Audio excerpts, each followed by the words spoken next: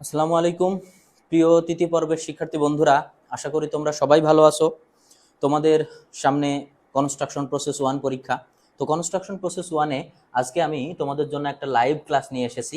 তো লাইভ ক্লাসটা কি দেখো, শেষ মুহূর্তের গুরুত্বপূর্ণ টিপস এবং চূড়ান্ত সাজেশন ভিত্তিক কনস্ট্রাকশন প্রসেস 1-এর লাইভ ক্লাসটা। তো এই ক্লাসে প্রথম কথা হচ্ছে তোমরা কি জানতে পারবা। এই ক্লাসে তুমি কিছু প্রশ্ন পাবা, যে প্রশ্নগুলা খুবই গুরুত্বপূর্ণ। আমাদের মূল সাজেশন, যারা অলরেডি ইউনিভার্সিটির সাথে যুক্ত আছো, আমাদের কোর্সে ভর্তি হয়েছো, তারা তো জানোই আমরা তোমাদেরকে সাজেশন প্রোভাইড করেছি। অলরেডি তোমাদের বড় ভাইদের 5th সেমিস্টারের পরীক্ষা হয়ে গিয়েছে, যেটা ফাউন্ডেশন ইঞ্জিনিয়ারিং সাজেশন থেকে 100% কমন এসেছে, অর্থাৎ একেবারে 100% ফুল কমন এসেছে। এমনকি আমি যে আগের দিন লাইভ করাইছিলাম, সেই লাইভ থেকে 7টা প্রশ্ন কমন এসেছে, তার ভিতর 4টা রচনামূলক। তার মানে রচনামূলকের 24 মার্ক কমন এসেছে। তো চলো আমরা এই লাইভটা শুরু করি। তো কে কোথা থেকে তোমরা জয়েন হয়েছো একটু বলে দাও, এবং গতদিন পরবর্তীতে যে লাইভগুলো হবে সেই লাইভগুলো তোমরা অবশ্যই তোমরা থাকবা আমাদের সাথে, এই লাইভটাতেও সম্পূর্ণ ক্লাস করো। আর লাইভে এসে অনেকে কি করে যে এই ক্লাসটা আচ্ছা ঠিক আছে পরে ডাউনলোড করে নেবো, নি এখন আর না দেখি না, পরে ডাউনলোড করে হয় না। ওই যে একটা স্টুডেন্ট আমাকে SMS দিছিল, স্যার আমি তো ভুল করছিলাম, লাইভের সময় স্যার আমি কোর্সটা ডাউনলোড করছি কিন্তু দেখতে পারিনি, পরে যাই দেখি সেইটাই আসছে। এরকম করা যাবে না, তোমরা লাইভে অংশগ্রহণ করবা, তাহলে অনেক কিছু শিখতে পারবা। আর লাইভের ভিতরে যদি তোমার কোনো প্রশ্ন থাকে তাহলে সেটা তুমি কমেন্ট করে জানাবা, আমি সেই প্রশ্নটা তোমাকে তাৎক্ষণিক সলভ করে দেবো। তো তোমরা জানো যে কনস্ট্রাকশন প্রসেস 1-এ কিন্তু ম্যাথ নাই, অর্থাৎ এটা একটা রিটেন ভিত্তিক সাবজেক্ট, অর্থাৎ যে সাবজেক্টটা তোমাকে লিখে পাশ করতে হবে। তো অনেকটা মুখস্থ ভিত্তিক সাবজেক্ট, কিন্তু কিছু কিছু জিনিস যদি আমরা নজর দিই, এখানে বিশেষ নজর দিই, তাহলে কনস্ট্রাকশন প্রসেস 1-এ নাম্বার ভালো পাওয়া সম্ভব। ম্যাক্সিমাম স্টুডেন্ট আমার কাছে ফোন দেয়, ফোন দিয়ে বলে যে স্যার কিভাবে আমরা পাশ করব। হ্যাঁ ঠিক আছে, একটা সার্টেন মানে অ্যামাউন্ট অফ স্টুডেন্ট চাই যে শুধু পাশ করবে না, শুধু পাশ করা না, আমার মতে পড়ালেখার উদ্দেশ্য হওয়া উচিত ভালো রেজাল্ট করতে হবে এবং জানা। কারণ কারিগরি শিক্ষা শুধুমাত্র পাশ করা না, কারিগরি শিক্ষা কিন্তু পাশ করার সাথে সাথে তুমি কতটুকু শিখলে সেটা হচ্ছে কারিগরি শিক্ষার মূল লক্ষ্য। এবং তোমরা জানো যে এখানে ব্যবহারিকের কিন্তু গুরুত্বপূর্ণ অনেক বেশি, তাই তোমাদের এই যে কনস্ট্রাকশন প্রসেস 1 এটা কিন্তু একটা ব্যবহারিক সাবজেক্ট, অর্থাৎ এটা যে শুধু তুমি পাশ করলা তাই না, এটার মাধ্যমে তুমি কিন্তু অনেক ভালো ব্যবহারিক জ্ঞানও নিতে পারবা। তাহলে চলো আমরা প্রথম প্রশ্ন চলে যাই। আমাদের প্রথম প্রশ্ন হচ্ছে অ্যাডমিক্সার কি এবং কেন দেওয়া হয়। দেখো এই ক্লাস পরে তোমরা এই সাবজেক্টে যেমনটি তোমাদের বড় ভাইরা পেয়েছিল ফাউন্ডেশন ইঞ্জিনিয়ারিং গুরুত্বপূর্ণ কিছু শর্ট কোশ্চেন, অর্থাৎ আমি শর্ট সাজেশন তো তোমাদের দিয়েছি, সেই সাজেশন মানে সেই সাজেশনের সমাধান তো করাই আছে, বাট তারপরেও কিন্তু আরও শর্ট একেবারে শেষ মুহূর্তের প্রস্তুতি হিসেবে বেশ কিছু প্রশ্ন দিয়েছি। এই প্রশ্নগুলো তোমরা টোটালি মিস করবা না, কারণ এই প্রশ্নগুলো থেকে অনেক বেশি আসছে। আর আজকে হচ্ছে তোমাদের কনস্ট্রাকশন প্রসেস 1 লাইভ নেওয়া হচ্ছে, বেশ কিছুদিন পর পরীক্ষা আছে। তোমরা একটা কাজ করতে পারো যে এই লাইভটা করার শেষে তোমার যদি মনে হয় যে কনস্ট্রাকশন প্রসেস বা তোমাদের যে স্ট্রাকচারাল মেকানিক্স আছে ওইটারও লাইভ হবে, তারপরে হচ্ছে সার্ভেইং 1 ওইটারও আমি লাইভ নেব। তো এই সাবজেক্টগুলো এখনো সময় আছে। আমি দেখছি যে আমাদের সময় রুটিন হতো না, ধরো স্ট্রাকচারাল মেকানিক্সের আগে একদিন ছুটি দিত, কি যে আইকিউএল নিয়ে এরা রুটিন করতো আমি জানি না, কিন্তু এইবার রুটিন আমি দেখছি চমৎকার হয়েছে। অর্থাৎ যেই সাবজেক্টগুলোর বেশি ছুটি দরকার সেই সাবজেক্টগুলোর আগে বেশি ছুটি আছে। তাই তুমি যদি গাফিলতি না করে এখনো ভালো করে পড়ালেখা করো তাহলে কিন্তু এটা সম্ভব। তার মানে এই যে এই সাবজেক্টটা দেখছো কনস্ট্রাকশন প্রসেস 1, এটার কিন্তু আমাদের ক্র্যাশ কোর্স আছে, মূল কোর্স আছে, তারপরে সাজেশন আছে এবং সাজেশনের বইও আছে।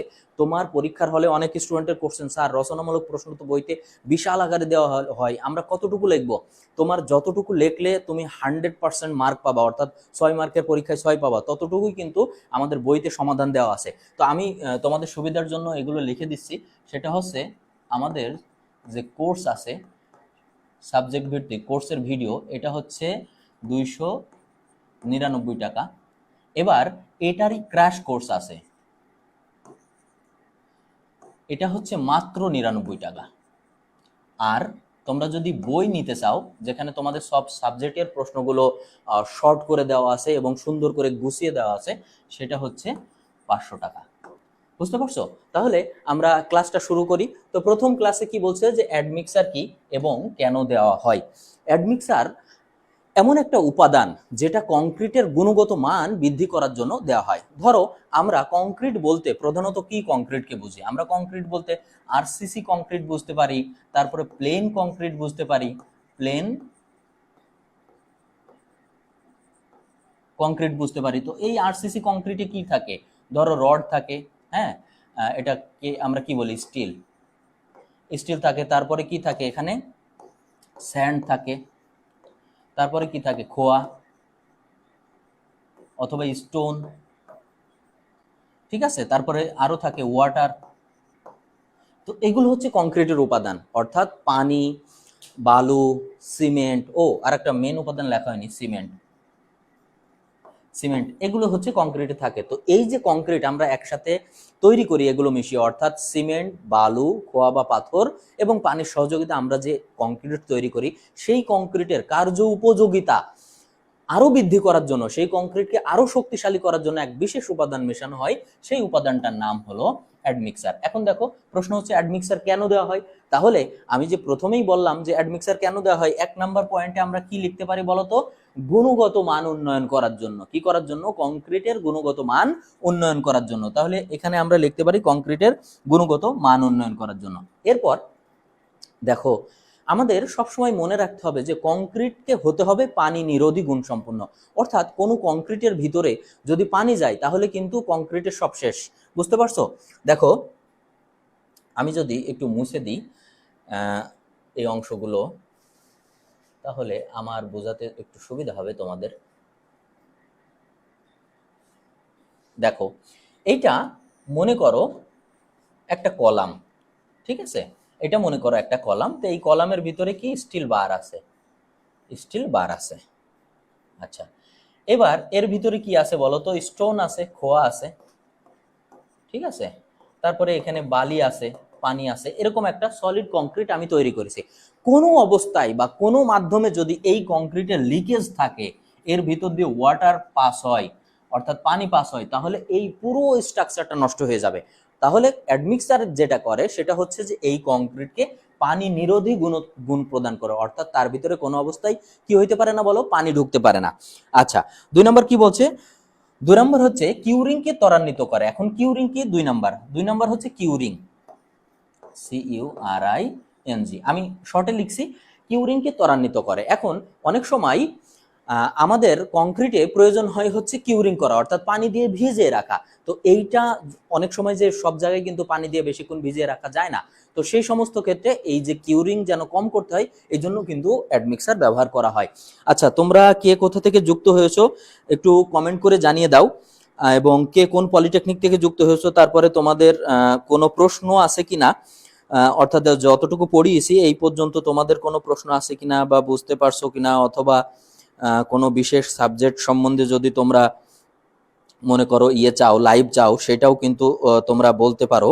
হ্যাঁ, আচ্ছা ঠিক আছে। সুজন আহমেদ সৌরভ, তুমি থ্যাঙ্কস জানিয়েছো। আচ্ছা ঠিক আছে। তারপরে শামস আল দিন, তারপরে তোমরা লাভ রিয়াক্ট দিচ্ছ। ঠিক আছে, তোমরা যুক্ত থাকো এবং ক্লাসগুলো করো। আমি বিশ্বাসী এই ক্লাস থেকে তোমরা উপকৃত হবে। আচ্ছা ঠিক আছে, চলো তাহলে আমরা পরবর্তী টপিকে চলে যাই। তো পরবর্তী টপিকে কি হলো? আমরা 2 বললাম, একটা ছিল কার্যোপযোগিতা বৃদ্ধি করা, তারপরে হচ্ছে কি করা বলতো? তারপরে হচ্ছে কিউরিংকে ত্বরান্বিত করা। এরপরে দেখো 3 নম্বর কি বলছে? কংক্রিটের স্থায়িত্ব বৃদ্ধি করা। 3 নম্বর কি? স্থায়িত্ব, স্ট্যাবিলিটি, অর্থাৎ কংক্রিটের স্থায়িত্ব বৃদ্ধি করা। অর্থাৎ যে কংক্রিটটা, ধরো আমরা একটা কংক্রিট ডিজাইন করি কত বছর? 50 বছর, 60 বছর বা 100 বছরের জন্য ডিজাইন করি। এখন মনে করো যে কোনো একটা কংক্রিট আমি ডিজাইন করলাম যেটা 20 বছরের জন্য। তো 20 বছর পরে ওই কংক্রিটটা নষ্ট হবে না যদি আমরা সেখানে প্রপার অ্যাডমিক্সারটা ব্যবহার করতে পারি। এখন প্রপার অ্যাডমিক্সার কি? যেখানে যে অ্যাডমিক্সার ব্যবহার করা দরকার। এখন মনে করো কংক্রিটটা যদি হয় সাবমার্জড, অর্থাৎ পানির নিচে থাকবে স্থাপনা, সেখানে আমাদের এক ধরনের কংক্রিট ইউজ করতে হবে, আবার এক ধরনের অ্যাডমিক্সার ইউজ করতে হবে। আবার ধরো কোনো একটা স্থাপনা হবে যেটা সরাসরি মাটির সংস্পর্শে থাকবে, তার চতুর্দিকে মাটি থাকবে, সেখানে আরেক ধরনের অ্যাডমিক্সার ইউজ করতে হবে। তো এইটা নির্ভর করে হচ্ছে যে আমরা কোথায় স্ট্রাকচারটা তৈরি করছি তার উপরে। ওকে, এই গেল 3 নম্বর পয়েন্ট। তাহলে 4 নম্বর কি? এখন দেখো 4 নম্বর হচ্ছে দ্রুততার সাথে জমাট বাঁধানো। এখন কিছু ক্ষেত্রে কংক্রিট দ্রুত জমাট বাঁধানো, মানে দ্রুত যেন জমাট বাঁধে সেটা খেয়াল রাখতে হয়। কিভাবে দেখো, যখন তুমি ব্রিজ করবা তো স্ট্রাকচারটা কি হবে, পানির নিচে হবে। তো পানির নিচে যদি দ্রুত কংক্রিট জমাট না বাঁধে তাহলে পানি এসে কি পুরো স্ট্রাকচারটা নষ্ট করে দেবে। আবার একইভাবে যখন আমরা কংক্রিট কনভে করি, অর্থাৎ এক জায়গায় থেকে অন্য জায়গায় নিয়ে যাই, তোমরা দেখো না যে গাড়িতে করে কংক্রিট এক জায়গা থেকে অন্য জায়গায় নিয়ে যায়। এখন তখন যদি কংক্রিট মনে করো যে ট্রান্সপোর্টেশন করার সময়, এখন ঢাকার রাস্তার কথা কল্পনা করো, ধরো এক বিল্ডিং থেকে আমি এক জায়গায় কংক্রিট মিশ্রণ করেছি আর একটা নতুন এক জায়গায় বিল্ডিং করব, আমি সেখানে নিয়ে যাচ্ছি। এখন ঢাকার রাস্তা জ্যামে পড়ে গেছে, বিখ্যাত জ্যাম মনে করো মহাখালী ফ্লাইওভারের নিচে। এখন কংক্রিট তো আমার প্রতিমধ্যেই জমা হয়ে যাবে, তাহলে আমি কিভাবে কাজ করব? তখন আমার ওই অ্যাডমিক্সার মেশাতে হবে যেটা এই বিক্রিয়ার গতিকে ত্বরান্বিত করে, অর্থাৎ যেন দেরিতে জমাট বাঁধে। তার মানে এই জমাট বদ্ধতা হচ্ছে, আমরা যদি লিখি জমাট বদ্ধতা, এটা দ্রুত হতে পারে, আবার কি হতে পারে যে এটা কিন্তু তাড়াতাড়িও হতে পারে, অর্থাৎ দ্রুত যেমন হতে পারে আবার দেরিতেও হতে পারে। ওকে, আচ্ছা, এবার চলো আমরা নেক্সট প্রশ্নে যাই। নেক্সট প্রশ্ন হচ্ছে কংক্রিট স্থাপনে কি কি সতর্কতা অবলম্বন করতে হবে। আচ্ছা, কংক্রিট স্থাপন করার সময় কি কি সতর্কতা অবলম্বন করতে হবে, তোমরা কি এই প্রশ্নগুলোর সাথে পরিচিত সবাই? এই প্রশ্নগুলো কিন্তু তোমাদের স্যাররা একাধিকবার তোমার পড়িয়েছে। হ্যাঁ, তো এই প্রশ্নগুলো তোমাদের মনে রাখা উচিত যে কংক্রিট স্থাপনের সময় কি কি সতর্কতা অবলম্বন করতে হবে। এই প্রশ্নটার ব্যাপারে আমার আর একটা কথা আছে, এই প্রশ্নটা কিন্তু সং আবার রচ দুইভাবেই কিন্তু আসতে পারে, বুঝতে পারছো? দুইভাবেই আসতে পারে। এখন যে কোনো প্রশ্ন যদি আরো একটা প্রশ্ন আছে নেক্সটে আমি দেখাবো, যেটা সংক্ষিপ্ততে আসে আবার রচনামূলকেও আসে। এখন এই প্রশ্নগুলো তোমাদের কিভাবে আসবে, দেখো রচনামূলকে তোমাদের 6 মার্ক থাকে, তো সেখানে কমসে কম তোমার পরিপূর্ণ মার্ক নিতে হলে 8টা মতো পয়েন্ট তোমার লিখতে হবে। এখন সংক্ষিপ্ততে থাকে কত মার্ক, ধরো 3 মার্ক বা 4 মার্ক অথবা 2 মার্ক। এখন সেক্ষেত্রে তোমার 8টা পয়েন্ট লেখার দরকার নাই, 2 মার্ক হলে তুমি 4টা পয়েন্ট লিখলেই যথেষ্ট, অর্থাৎ পুরো প্রশ্নটা সবসময় লিখতে হবে এটা জরুরি না, ঠিক আছে? এখন দেখো তাহলে কংক্রিট স্থাপনে কি কি সতর্কতা অবলম্বন করতে হয়। 1 নম্বর হচ্ছে অবিরাম। এখন অবিরাম জিনিসটা কি? অবিরাম মানে বিরামহীন, অবিরাম মানে কি বিরামহীন, অর্থাৎ এক নাগাড়ে কংক্রিট স্থাপন করতে হবে। ধরো আমি যে অংশটুকু, মনে করো এইটা আমার একটা ছাদ, এটা আমার একটা বিশাল ছাদ, এখন আমি এটা একসাথে ঢালাই করব। তো আমি কি করলাম যে এইটুকু ঢালাই করে রেখে দিলাম, এটুকু পরের দিন করব। এই কাজ না করে আমার কি করা উচিত যে সম্পূর্ণ অংশ একসাথে ঢালাই করে ফেলতে হবে, অর্থাৎ কংক্রিট বিরামহীন ভাবে অবিরাম ভাবে ঢালাই করা মানে স্থাপন করা উচিত। তাহলে প্রথম পয়েন্ট কি আমাদের দাঁড়ালো অবিরাম। আচ্ছা, এরপরে যদি আমরা 2 নম্বর পয়েন্টে খেয়াল করি তাহলে হচ্ছে ফর্মওয়ার্ক অথবা ফ্রেম লিখতে পারি আমরা সংক্ষেপে, ফ্রেম। তো ফ্রেমটা কি? ফ্রেম হচ্ছে যে কাঠামোর উপর কংক্রিট স্থাপন করা হয়, বুঝছো? ওই যে গ্রাম দেশে এটাকে কি বলে জানো, শাটারিং, শাটারিং, বুঝছো? অর্থাৎ ছাদের নিচে যে আমরা কাঠ বাঁধাই করে না, এর উপরে যে কংক্রিট দেয় এইটাকে, অর্থাৎ গ্রামের ভাষায় রাজমিস্ত্রিদের ভাষায় এটাকে বলে শাটারিং। হ্যাঁ, তো এটা হচ্ছে ফ্রেম। এই ফ্রেমকে ভালোভাবে কি করতে হবে জানো, পিচ্ছিল করতে হবে, তৈলাক্ত করতে হবে, যেন কংক্রিটটা কি করতে পারে, ওর ভিতরে নড়াচড়া করতে পারে। তোমরা দেখবা যে এখন বেশিরভাগ ফ্রেম ব্যবহার করা হয় হচ্ছে স্টিলের। তো স্টিলের ব্যবহার করলে কি সুবিধা, স্টিল হচ্ছে ওয়াটার টাইট হয়। ওয়াটার টাইট কেন? দেখো এই যে ছাদটা আমি ঢালাই করছি এর নিচে কি স্টিল থাকবে, এখন এটা ওয়াটার টাইট হয়, অর্থাৎ ওয়াটার টাইট মানে যেখান থেকে পানি বের হতে পারে না। কংক্রিটের ভিতরে কি পানি থাকে না, এই পানিটা যদি বের হয়ে পড়ে যায় তাহলে কংক্রিটের গুণাগুণ অনেকটা কমে যায়।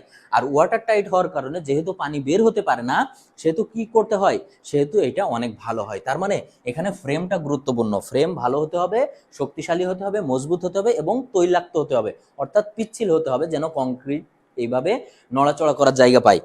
আচ্ছা, তাহলে 3 নাম্বার পয়েন্টে আমরা কি বলতে পারি?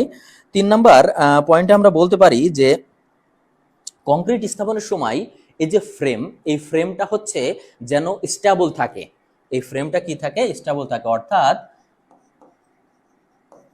এই ফ্রেমটা যেন নড়াচড়া না করে, ঠিক আছে? আচ্ছা, 4 নাম্বার পয়েন্ট হিসাবে আমরা কি বলতে পারি? 4 নাম্বার পয়েন্ট হচ্ছে সেগ্রিগেশন।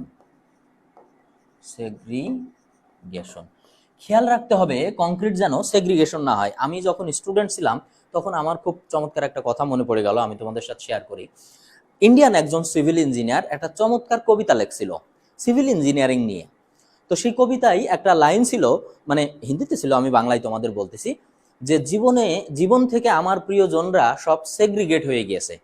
তো এখন তো এই সেগ্রিগেশনের ব্যাপারটা একজন সিভিল ইঞ্জিনিয়ার খুব ভালো বুঝতে পারবে। সেগ্রিগেশন হচ্ছে কংক্রিটের যে মূল উপাদান সিমেন্ট, বালু, খোয়া, পানি, এই উপাদানগুলো পরস্পরের থেকে আলাদা হয়ে যাওয়া। কংক্রিটের কাজ কি সবগুলো একসাথে ধরে রাখা, কিন্তু সেগ্রিগেশনের ফলে কি হয় যেগুলো আলাদা হয়ে যায়। তো এই যে দেখো, খেয়াল রাখতে হবে যেন সেগ্রিগেশন না হয়, মানে কোনো অবস্থাতে কংক্রিট স্থাপন করার সময় যেন সেগ্রিগেশন না হয়। ওকে, এরপরে চলো আমরা 5 নাম্বার দেখি। 5 নাম্বার পয়েন্ট হচ্ছে কোনো অবস্থাতেই বৃষ্টির ভিতরে কংক্রিট স্থাপন করা উচিত না। বৃষ্টির ভিতরে কংক্রিট স্থাপন করলে কি হবে, কংক্রিটের উপরে অতিরিক্ত পানি আসবে, আর অতিরিক্ত পানি কিন্তু কংক্রিটের কার্যোপযোগিতা নষ্ট করে দেয়। ঠিক আছে, ওকে। এরপরে কি, এরপরে হচ্ছে যে যথাসম্ভব নিচ থেকে, অর্থাৎ 1 মিটারের নিচ থেকে তোমার হচ্ছে কংক্রিট ফেলতে হবে। এখন কি বেশিরভাগ ক্ষেত্রে তোমরা দেখবা যে শ্রমিকরা যখন হচ্ছে এই যে কড়াই মাথায় করে, কংক্রিটের কড়াই মাথায় করে নিয়ে যায়, ওরা কি করে, একটা মানুষ নর্মালি 5.5 ফিটের মতো লম্বা হয়, তার মানে প্রায় 1.5 মিটারের উপরে। তো উচিত হচ্ছে 1 মিটার উপরে ফেলা, তার মানে উচিত হচ্ছে কড়াই মাথায় থেকে এইভাবে হাতে নিয়ে নিচে এরকম ভাবে ফেলা। হ্যাঁ, কিন্তু ওরা কি করে, মাথা থেকে দপ করে কংক্রিটটা নিচে ফেলে দেয়। এই ফেলার কারণেই কিন্তু সেগ্রিগেশনের সম্ভাবনা বেড়ে যায়। তো এটা খেয়াল রাখতে হবে। তো আশা করি তোমরা বুঝতে পারছো যে কংক্রিট স্থাপন করার সময় আমাদের কোন কোন বিষয়গুলো উপরে সতর্ক থাকতে হবে। আচ্ছা, এখন দেখি তোমরা কে কে জয়েন হয়েছো। আচ্ছা চলো তাহলে আমরা নেক্সট ক্লাসে চলে যাই, এই নেক্সট কোশ্চেনে। এখন দেখো, আরসিসির কাজ পরিদর্শনে বিবেচ্য বিষয়গুলো কি কি। এইটা ইম্পর্টেন্ট প্রশ্নগুলোর ভিতরে একেবারে আসার মতো একটা প্রশ্ন। এটাতে তোমরা 3 স্টার দিয়ে রাখতে পারো, এবং খেয়াল করে দেখবা যে এই প্রশ্নটা রচনামূলক এবং সংক্ষিপ্ত এই দুভাবেই আসে। কিভাবে আসে, রচনামূলকেও আসে আবার সংক্ষিপ্ততেও আসে। এখন রচনামূলকে আসলে তুমি রচনামূলকের মতো করে লিখবা, পয়েন্ট বেশি দিবা, সংক্ষিপ্ততে আসলে সংক্ষিপ্ত দিবা। অনেক সময় কি হয় যে সংক্ষিপ্ত প্রশ্নে তুমি শুধু পয়েন্টের বিস্তারিত না লিখে পয়েন্টগুলো যদি লিখে দিতে পারো তাহলে কিন্তু পূর্ণ মার্ক পাওয়া যায়। আর রচনামূলকের ক্ষেত্রে অবশ্যই পয়েন্টের সাথে সাথে তার কিন্তু বিস্তারিত তোমাকে দিতে হবে। ঠিক আছে, ওকে। তাহলে আরসিসি কাজ পরিদর্শনের বিবেচ্য বিষয়গুলো কি কি, এখানে কি বলেছে ভালো করে তুমি খেয়াল করো। প্রশ্নটা হচ্ছে আরসিসি। এখন আরসিসি মানে কি, আরসিসি আরসিসি মানে কি বলতো, রিইনফোর্স সিমেন্ট কংক্রিট, সিওএনটিআরইটি। আচ্ছা, সিআরইটি, এটা টি না, সি হবে, সিআরইটি কংক্রিট। এটা হচ্ছে আরসিসির মানে, রিইনফোর্স সিমেন্ট কংক্রিট। এখন রিইনফোর্স পুনরায় এখানে কি করা হয়, ইনফোর্স করা হয়। এবং আমরা এখানে ইনফোর্স করার জন্য কি ব্যবহার করি বলতো, এখানে আমরা স্টিল ব্যবহার করি, বাংলায় যেটাকে তোমরা বলো রড। বুঝতে পারছো, রড ব্যবহার করি। তাহলে যেই কংক্রিটের ভিতরে রড আছে সেই সমস্ত কংক্রিট পরিদর্শন করার সময় আমরা কি কি বিষয় বিবেচনা করব, অর্থাৎ কি বিষয়গুলো আমরা মাথায় রাখবো বা মনে রাখবো, বা কি বিষয়ে আমরা সতর্ক থাকব, সেগুলো নিয়ে কিন্তু এখন আমরা আলোচনা করব। তাহলে চলো আমরা পরবর্তী প্রশ্নে চলে যাই। প্রথম 1 নাম্বার যে পয়েন্ট, আমি শুধু পয়েন্টগুলো লিখে দিচ্ছি, এবং মানে তোমরা হচ্ছে ইয়ে করবা, ওই যে বিস্তারিত আমি এখানে বলছি আর কি। ওকে, তাহলে চলো প্রথম আমরা যেটা করব সেটা হচ্ছে সিমেন্ট।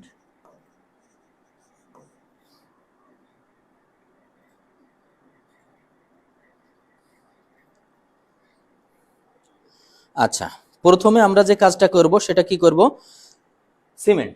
তো সিমেন্ট কি, সিমেন্টকে অবশ্যই কি করতে হবে, ত্রুটি মুক্ত হতে হবে।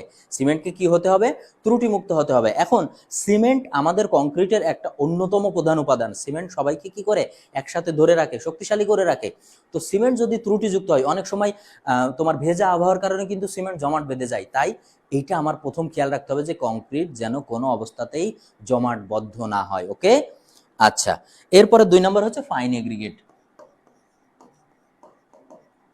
ফাইন এগ্রিগেট আমি সংক্ষেপে লিখলাম। তো ফাইন এগ্রিগেট হিসেবে আমরা কি ব্যবহার করি, আমরা বালি ব্যবহার করি। তাহলে খেয়াল রাখতে হবে যে বালির ভিতরে যেন অপদ্রব্য, তারপরে তোমার হচ্ছে পচনশীল কোনো কিছু না থাকে, অর্থাৎ বালি ভালো করে চেলে তারপরে ব্যবহার করতে হবে। আচ্ছা, তাহলে 3 নাম্বার কি, 3 নম্বর পয়েন্টে বলছে হচ্ছে কোর্স এগ্রিগেট, কোর্স এ ডবল জি, কোর্স এগ্রিগেট। এখন কোর্স এগ্রিগেটটা কি? কোর্স এগ্রিগেট হচ্ছে পাথর বা খোয়া। এখন খোয়া যদি আমরা ব্যবহার করি তাহলে প্রথমেই পর্যাপ্ত পরিমাণ খোয়াটাকে ভিজিয়ে রাখতে হবে, যেন কোনো অবস্থায় সে কংক্রিট থেকে অর্থাৎ মশলা থেকে পানি সংগ্রহ না করে, তাহলে কিন্তু সিমেন্টের কার্যকারিতা বা কংক্রিটের কার্যকারিতা নষ্ট হয়ে যাবে। তাহলে কোর্স এগ্রিগেটে আমাদের খেয়াল রাখতে হবে। এরপরে যেটা খেয়াল রাখতে হবে 4 নাম্বার পানি, ওয়াটার। এখন তোমাদের প্রশ্ন হতে পারে স্যার পানিতে আবার খেয়াল রাখতে? হ্যাঁ, পানি কংক্রিটের একটা বিশাল উপাদান। শোনো, সব সময় উত্তম কংক্রিট কোনটা জানো? যেই কংক্রিটে খাবার পানি ব্যবহার করা হয়, অর্থাৎ আমরা যে পানি খাই না সেই কংক্রিট ব্যবহার করা হয়। আগে তো ছোটবেলায় বুঝতাম না, গ্রাম দেশে যখন কাজ করতো তখন দেখতাম যে মিস্ত্রির ওই তোমার পুকুর থেকে ওই নোংরা ময়লা পানি নিয়ে এসে ওইটা ঢেলে দিচ্ছে কংক্রিটের ভিতরে, কিন্তু না, এটা দেওয়া যাবে না। মানুষ পান করার জন্য যে পানি, এই পানি হচ্ছে কংক্রিটের জন্য সবচেয়ে উত্তম। আচ্ছা, তো কয়টা পয়েন্ট গেল আমাদের? 1 2 3 4। আচ্ছা, 5 নাম্বার পয়েন্ট হিসেবে আমরা কি বলতে পারি বলো তো? অনুপাত, প্রপোর্শন, অনুপাত। তো আমাদের অনুপাতটা ঠিক হতে হবে, অর্থাৎ আমরা কোন কাজ করছি, আরসিসিতে কোন কাজটা আমরা করছি সেটার উপরে আমাদের অনুপাত নির্ণয় করা হয়। যেমন পাইলের ক্ষেত্রে আমরা 1 1.5 3 অনুপাতে কাজ করে থাকি, অথবা কোথাও কোথাও আড়াইও করে থাকে। তো এরকম আরসিসি যে কাজটা আমরা করব সেটার সঠিক প্রপোর্শন মেনটেন করা কিন্তু খুবই গুরুত্বপূর্ণ। আচ্ছা, এই গেল 5টা। 6 নম্বর হচ্ছে বলো রিইনফোর্স, রিইনফোর্স। এখন দেখো রিইনফোর্স মানে কি জানো? এখানে একটা চমৎকার কথা আমার মনে পড়েছে, এই জন্য আমি হাসছি। আমি বলছি তোমাদের, রিইনফোর্স মানে হচ্ছে বাইরে থেকে শক্তি দেওয়া। তো আমি ওই যে আমার বিএসসি সময় এক সময় আমরা ব্রিজ ডিজাইন শিখছিলাম। হ্যাঁ, তো ক্লাসে এক সময় স্যার, আমরা যখন ব্রিজ ডিজাইন করছি তখন স্যারে বলছি যে স্যার, আমরা যে ব্রিজের উপরে অর্থাৎ ব্রিজের পাশে যে ওয়ালগুলো থাকে না, যার উপরে যে লোকজন বসে, ছেলেপিলে ওর প্রতি লাভ দেয়, তো ওই ওয়াল ডিজাইন করার সময় আমরা দেখলাম যে ওখানে অনেক সময় রড ব্যবহার না করলেও চলে। তা আমরা বলছি স্যার, এখানে তো রড ব্যবহার করা না করলেও চলে, ডিজাইনে তো এটাই বলছে, তাহলে কি স্যার আমরা রড ব্যবহার করব না? তখন স্যার খুব সুন্দর একটা কথা বলছিল যে রড ব্যবহার না করে বাঁশ দিবা, বাঁশ ব্যবহার করবা।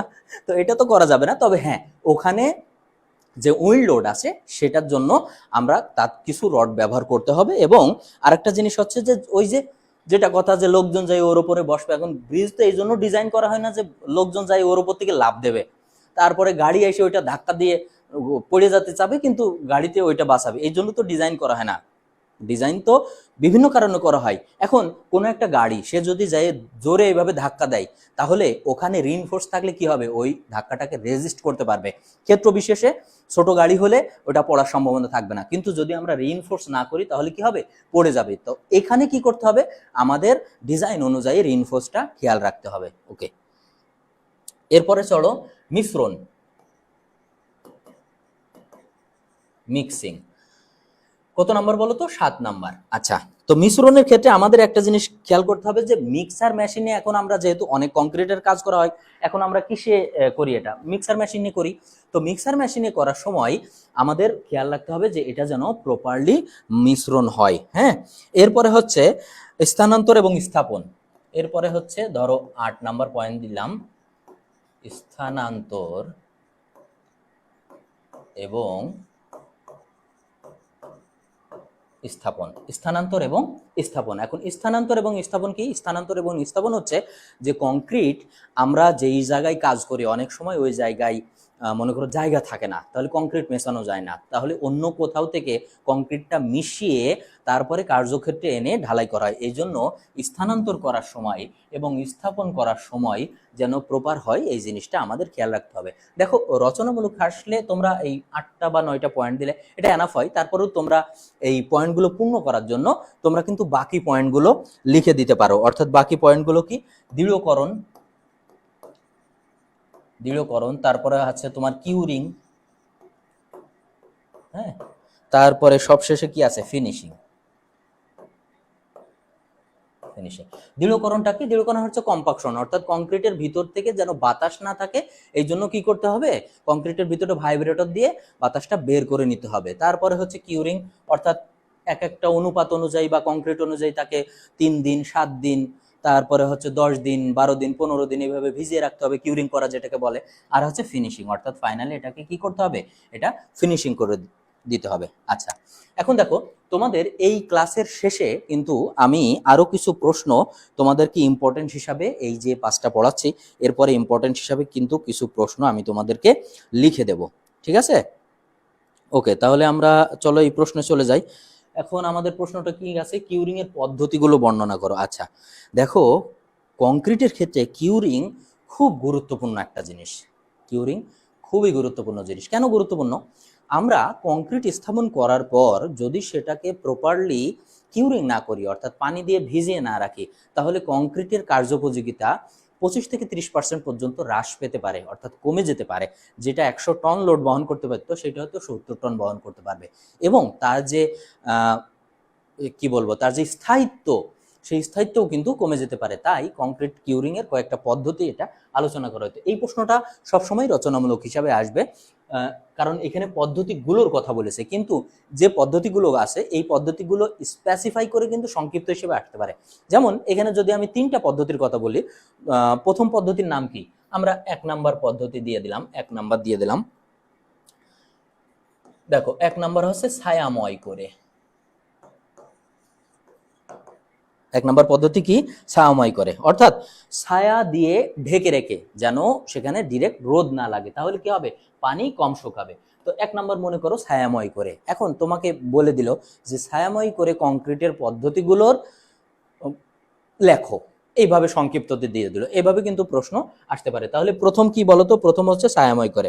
তো আবহাওয়ার প্রভাব থেকে, তো ছায়াময় করে এই 1 নম্বর পয়েন্ট কি, 1 নম্বর পয়েন্ট হচ্ছে আবহাওয়ার প্রভাব থেকে কংক্রিটকে রক্ষা করার জন্য কংক্রিটের উপরে ছায়াময় করে, অর্থাৎ উপরে ছায়া দিয়ে কংক্রিটটা কি করা যেতে পারে, কিউরিং করা যেতে পারে। আচ্ছা, তাহলে এর 2 নম্বর পয়েন্ট কি, এর 2 নম্বর পয়েন্ট হচ্ছে যে কংক্রিটে যদি সরাসরি রোদ লাগে তাহলে বাষ্পীয় ভবন প্রক্রিয়ায় পানিটা কি হয়ে যায় বলতো, পানিটা হচ্ছে ওই রোদ্রের তাপে শুকিয়ে যায়। তো এই পানি যদি শুকিয়ে না যায়, এজন্য কি করতে হবে, ছায়াময় করতে হবে। তাহলে আরো যদি আমরা দেখি 3 নাম্বার, যেহেতু ছায়া করে রাখলে, তোমরা গরমের সময় কি দেখো, রোদ্রে দাঁড়িয়ে থাকলে সেখানে অনেক তাপ থাকে না, কিন্তু তোমরা যদি একটা গাছের তলে যাও তাহলে কি একটু ঠান্ডা লাগে না? তো ঠান্ডা আবহাওয়ায় বাতাসটা যে আর্দ্রতা, এটা হচ্ছে কম অনুভূত হয়, অর্থাৎ পানি, কংক্রিটের পানি দেরিতে শুকায়। এই জন্য কি হয়, যে ছায়াময় করলে এই কংক্রিটটা কিন্তু ভালো থাকে। এখন এই পদ্ধতির কিছু সীমাবদ্ধতা আছে। এই সীমাবদ্ধতা কি, এই পদ্ধতির প্রচলন খুব একটা নাই, এখন আর প্রচলন করা হয়নি। এখন মনে করো কোথাও কংক্রিট স্থাপন করলো, সেখানে কি পুরো একটা অঞ্চলটা সামিয়ানা দিয়ে ঢেকে রাখা সম্ভব? তো এটা খুব একটা কার্যকারী না, এটা খুব একটা করাও হয় না। তবে কি হয়, পানি দিয়ে রাখা হয়। এখন তোমাকে আমি বললাম যে ঠিক আছে, তোমার বাসার ছাদ ঢালাই করা হয়েছে, এন্ড বাইরে থেকে পলিথিন বা সালা চট এগুলো কিনে নিয়ে আসে তুমি পুরো ছাদটাকে সালা বা চট দিয়ে ঢেকে দাও, এটা তোমার হাতে একটা অপশন দিলাম। এবার আমি তোমাকে বললাম না, সালা চট কিছু দেওয়া লাগবে না ভাই, তুমি পানি ভর্তি করে রেখে দাও, একদম পর্যাপ্ত পানি উপরে। তুমি বলবা স্যার আমার কাছে এটাই সহজ, পানি ভর্তি করে রেখে দেয়, আমিও সালা টালা দিতে পারবো না। তো এই জন্যই আর কি এই পদ্ধতির কিছু সীমাবদ্ধতা আছে। এরপরে দেখো 2 নাম্বার, 2 নাম্বারের ক্ষেত্রে কি, 2 নাম্বার বলছে হচ্ছে পৃষ্ঠদেশ আবৃত করে। পৃষ্ঠদেশ আবৃত করে। তো এই পদ্ধতিটা কিন্তু ব্যবহার করা হয়। এই পদ্ধতি কিভাবে ব্যবহার করা হয়, কংক্রিট স্থাপন করার পর যদি কলাম হয় তাহলে তার চতুর্দিকে, যদি স্ল্যাব হয় তাহলে তার উপরে চট দিয়ে দেওয়া হয়, অর্থাৎ পাটের যে চটের বস্তাগুলো আছে না, এগুলো দেওয়া হয় এবং ওর উপরে পানি ঢেলে দেওয়া হয়। ফলে কি হয়, যে কংক্রিটের ওই যে ভেজা পৃষ্ঠটা, এটা কংক্রিটের সাথে লেগে থাকে, কংক্রিট এটা থেকে জল শোষণ করে, এবং কিছু কিছু ক্ষেত্রে তোমার পুরো অংশটা পানির ভিতরে দিয়ে দেওয়া হয়, অর্থাৎ সাবমার্জড করে দেওয়া হয়, কংক্রিটের পুরো অংশ পানি দেওয়া হয়, যেন কংক্রিট তার প্রয়োজন অনুপাতে ওখান থেকে কি করতে পারে বলতো, পানি ক্যারি করতে পারে। তাহলে এইটা পৃষ্ঠদেশ আবৃত করে, এটা একটা সিস্টেম। এখন এই সিস্টেমের ভিতরে কিছু আছে, যে ঘাস, বস্তা, খড়কুটো, কচুরি পানা। দেখো আমাদের দেশে তো আর যা কিছুর অভাব থাক বা না, মানে থাক বা না থাক, কচুরি পানার অভাব আশা করি নাই। এটা প্রত্যেক জেলায়, প্রত্যেক মানে উপজেলায়, সব জায়গায় তোমরা কম বেশি পাবা। এই কচুরিপানা কিন্তু তোমার কিউরিং করার জন্য একটা ভালো জিনিস হতে পারে। ওকে, এরপরে 3 নাম্বার কি বলছে, 3 নাম্বার হচ্ছে পানি ছিটানো পদ্ধতি। 3 নাম্বার পানি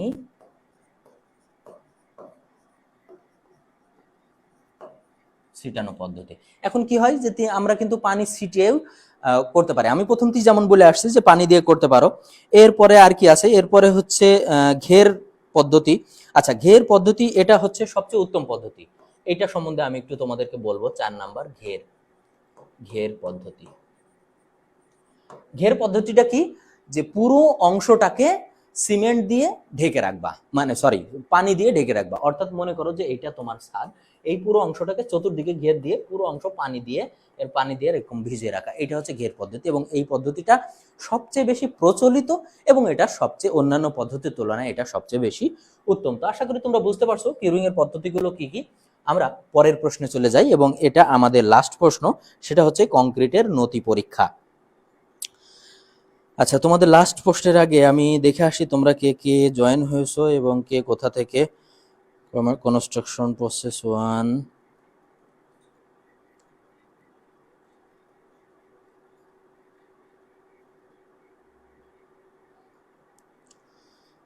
ওকে।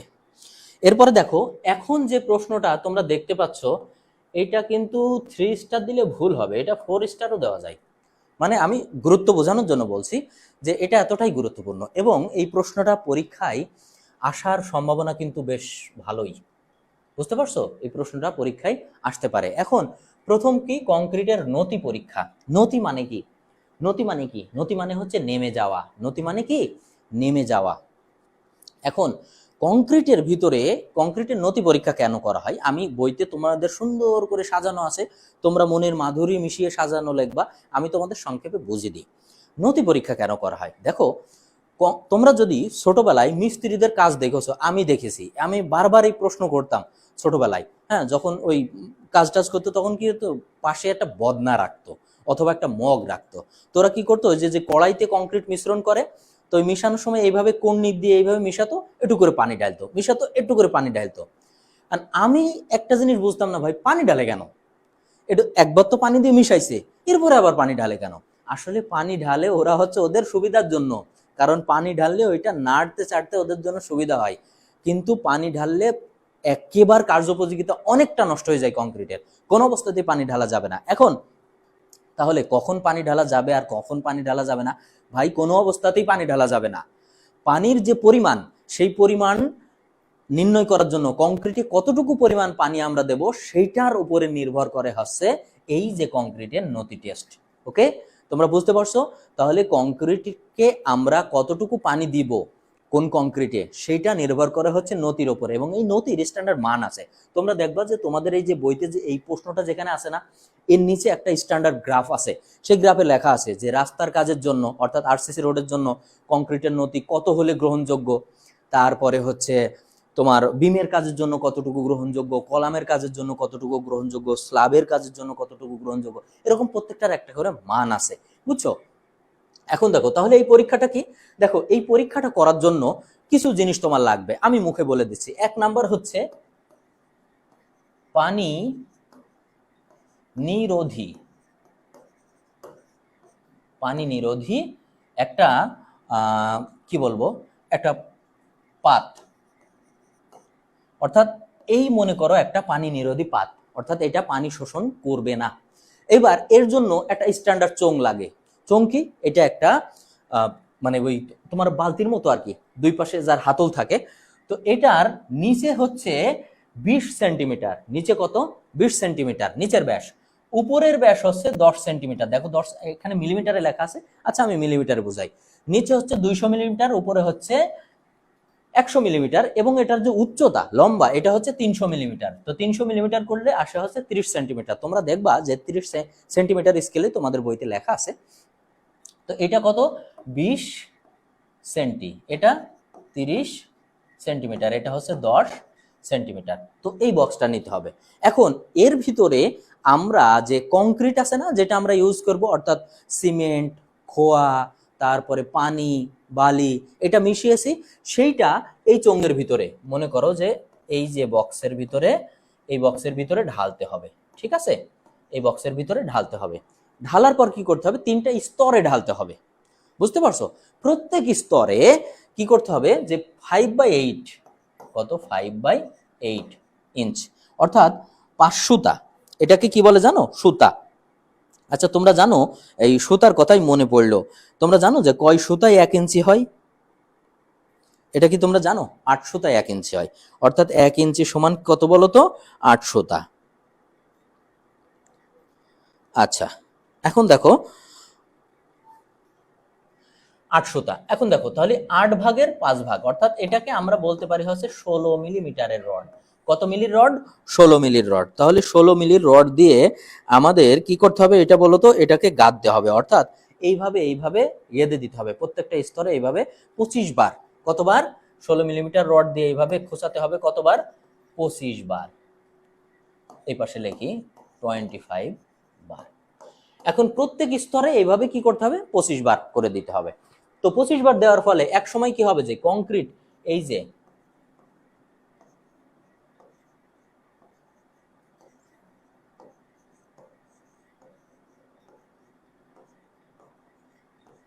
এই কংক্রিট এইভাবে কি উপরে উঠে যাবে না বলো তো?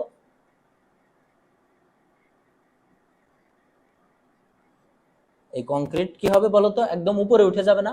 যখন উপরে উঠে যাবে তখন এই চোঙটা কি করতে হবে?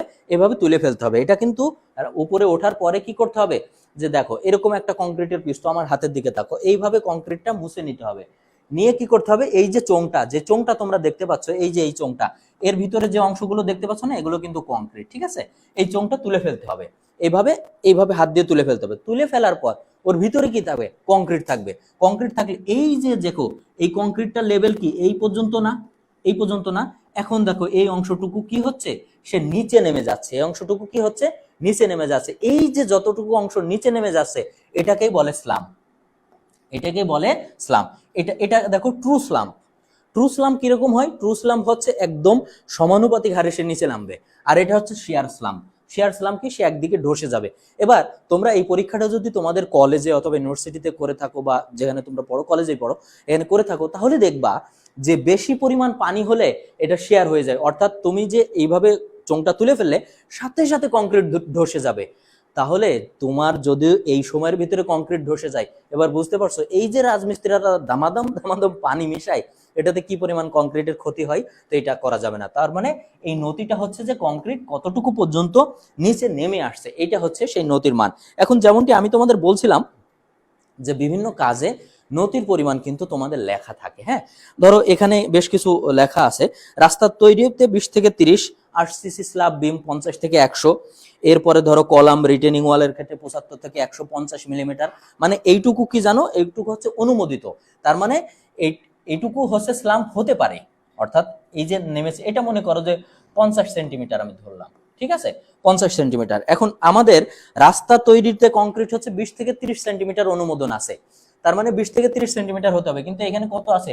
50। তার মানে এই পরিমাণ কংক্রিট আমরা ইউজ করতে পারবো না, এই পানিটা দেওয়া যাবে না, তাহলে নতি বেশি হয়ে গিয়েছে।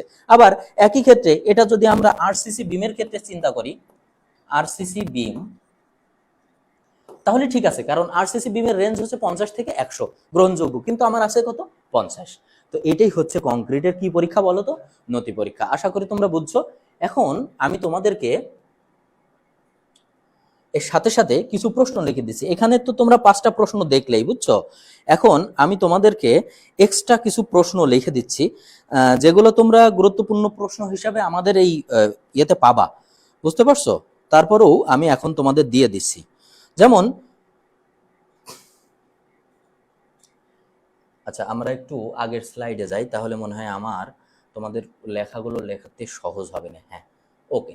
এবার খেয়াল করো, 1 নাম্বার,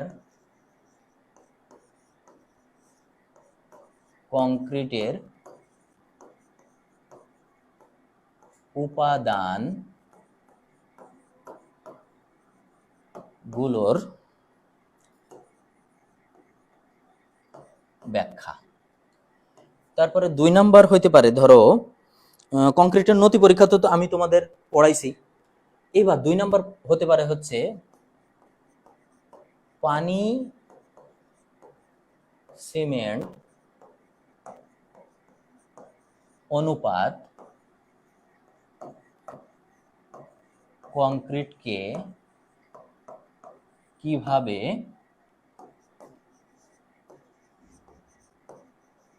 প্রভাবিত করে। পানি সিমেন্ট অনুপাত কংক্রিটকে কিভাবে প্রভাবিত করে, এটা হতে পারে। এরপরে দেখো 3 নাম্বার, তোমাদের একটা প্রশ্ন, তোমরা যদি বোর্ড প্রশ্নগুলো খেয়াল করো দেখবে একটা প্রশ্ন কমন আসে, ঠান্ডা আবহাওয়ায় কংক্রিট স্থাপন এবং গরম আবহাওয়ায়, এই দুটোর ভিতরে একটা আসতে পারে, তবে ঠান্ডা আবহাওয়াটা বেশি ইম্পর্টেন্ট। তাহলে আমরা কি লিখতে পারি, ঠান্ডা ও গরম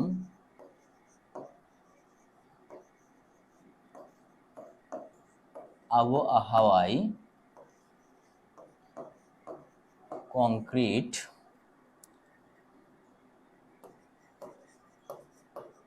স্থাপন করতে কি কি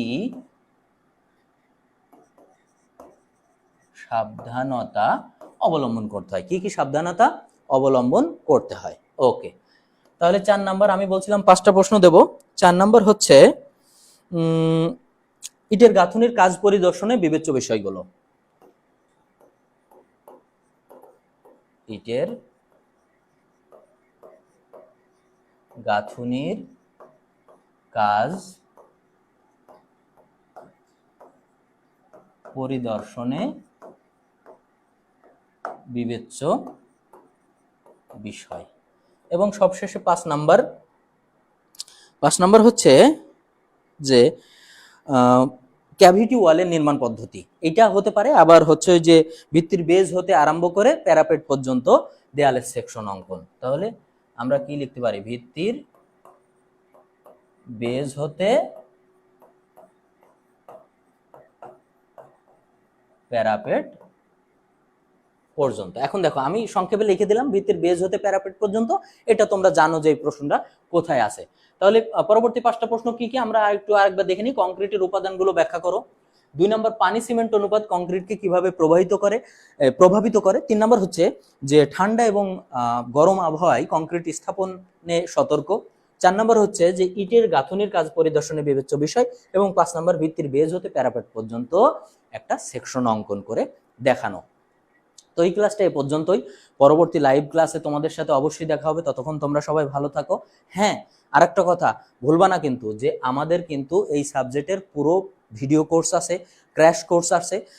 ভিডিও কোর্স হচ্ছে মাত্র 299 টাকা, ক্র্যাশ কোর্স হচ্ছে মাত্র 99 টাকা। এবং তুমি যদি মনে করো যে তোমার যেহেতু প্রশ্ন এখনো পরীক্ষা শুরুই হয়নি, 11 তারিখ প্রথম শুরু হবে, এই সময় সবচেয়ে তোমার ভালো হবে তুমি যদি বইটা কিনে ফেলতে পারো, কারণ ওখানে একদম ইম্পর্টেন্ট প্রশ্নগুলো এবং খুব শর্ট করে লেখা আছে, যেন তোমরা পরীক্ষার হলে লিখলে ফুল মার্ক পাও।